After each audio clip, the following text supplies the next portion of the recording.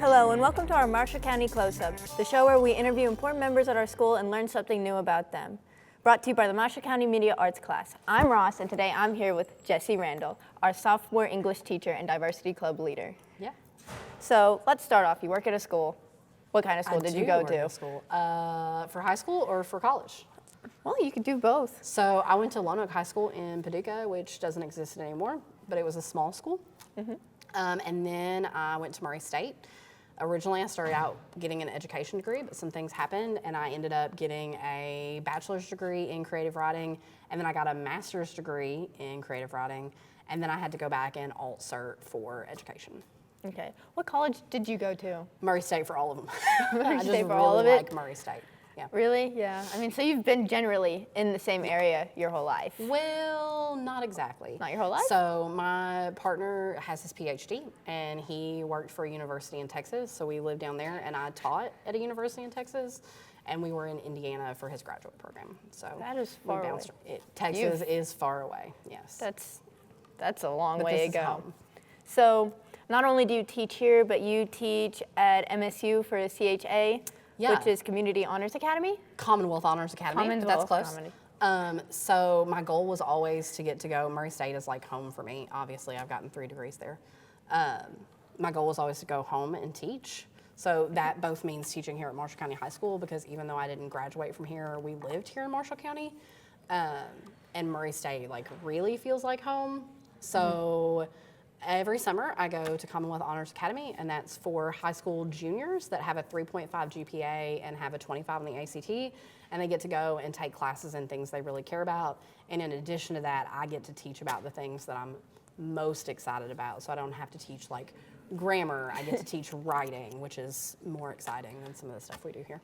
Like, what kind of writing are you most excited to teach about? Because I feel like I write a lot in your class. You do write a lot in my class, and that's with design. But when we write, we have to write academic things and like argumentative essays and short responses. And at Commonwealth Honors Academy, we are going to write our own apocalypses. So everybody gets to decide how the world ends for them, and they get to write it.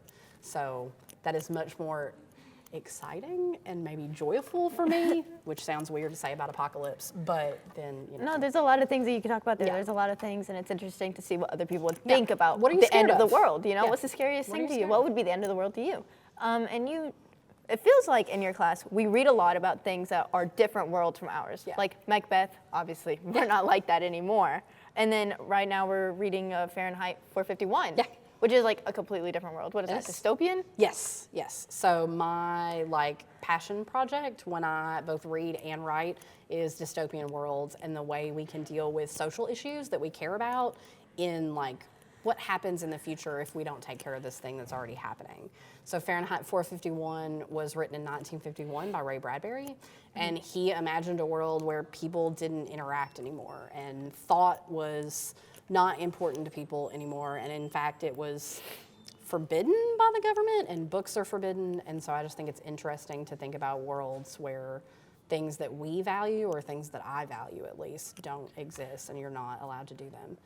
Because I feel like people wouldn't realize that that is possible, and that it overlaps a lot with things that are going on today. Yeah. Because it's such an extreme contrast from, well, that would never happen. Yeah. But people don't interact as much. And do you think that really, like, what kind of overlaps do you see between the books that you read, the dystopian novels, and Too many. Too many? Too many.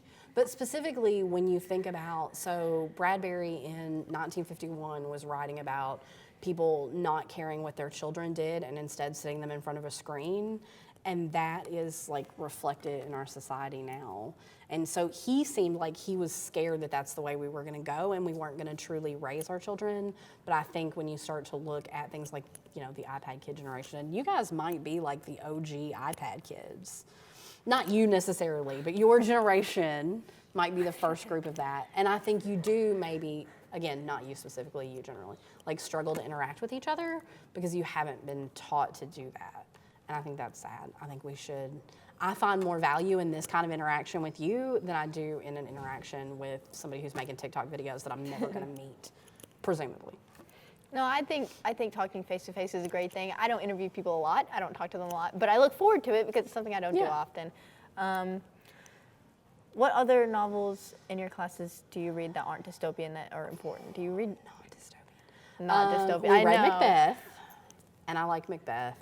Born a Crime by Trevor Noah is one I read last semester with my students. And so We don't Trevor get to read Noah, it? no, we're not going to No. read it. I had to make some different choices for Miss Hill, our student teacher, to get to teach things that she is excited about. Or I guess I didn't have to. I chose to make some different choices so that she could teach things she was excited about. Trevor Noah is the comedian who runs The Daily Show. Have you ever watched any of that? He's real funny. Okay, so he grew up in South Africa during apartheid, and in apartheid, his mom is black and his dad is white, and that was literally illegal. So his whole story, the reason it's called Born a Crime, is it was a crime for him to be born, right? And so I think it's important for us to think about those different perspectives and how learning about other people's culture and heritage and the things they've experienced in their life let us be more kind humans and understand that you and I may not be alike, but we can get along anyway. And we can talk about the important things and deal with stuff. I think that's a very important thing to cover. And I think it's actually very, maybe not selfless, I'm lacking a better word, for you to be able to give up things that you enjoy reading and teaching for Miss Hill to have that thing. Because it seems like it's very important to you to have things that people are excited to teach, be taught. Yeah. Well, So what are some things that Miss Hill is excited to teach? she was excited to teach Fahrenheit 451. Apparently she really loves it. And I do too, so that's not a diss. She was really excited to teach Fahrenheit 51. We were really excited, both of us, to teach Macbeth and then get to go see Macbeth at Murray State because that was a thing not everybody gets to do and not everybody got to do. Oh, are we hitting our 6 minutes? Yes. I get distracted by things, sorry. was What trying to else is drag it Hill on. excited to teach about? I think she's just excited to She's get just in the excited to be here. classroom and be with kids. She seems really passionate about it, which I like. Well, I'm glad to be able to talk to people who are excited to Yeah. be here. All right. Well,